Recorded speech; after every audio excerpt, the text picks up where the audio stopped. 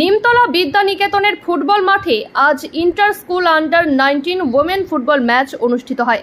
প্রথম খেলায় অংশগ্রহণ করে ছোট নলদহ বিদ্যাপীঠ বনাম গোপীনাথপুর নেতাজি বিদ্যা মন্দির।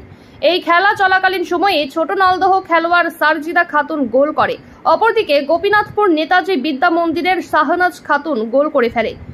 খেলার ফলাফল সমান হলে ট্রাইবেকারে ছোট নলদহ জয়লাভ করে 3-2 গোলে। দ্বিতীয় খেলায় অংশগ্রহণ করে হাঁসপুকুরিয়া বিদ্যাপীঠ বনাম সিদ্ধেশ্বরী তলা ইনস্টিটিউশন।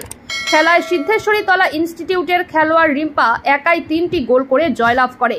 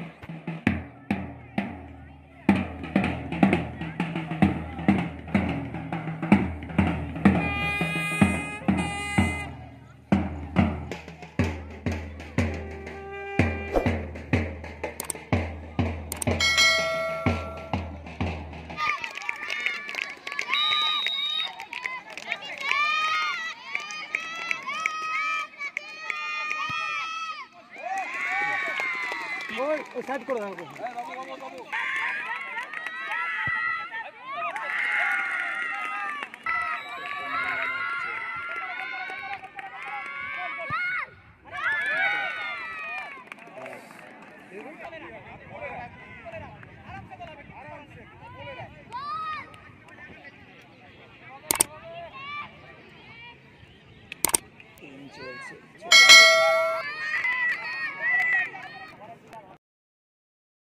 যদি এখনও আমাদের খবরের দর্পণ চ্যানেলটি সাবস্ক্রাইব না করে থাকেন তাহলে এখনই সাবস্ক্রাইব করুন, সঙ্গে বেল বাটনটি ক্লিক করুন আর পেয়ে যান সব খবরের দ্রুত ভিডিও আপডেট।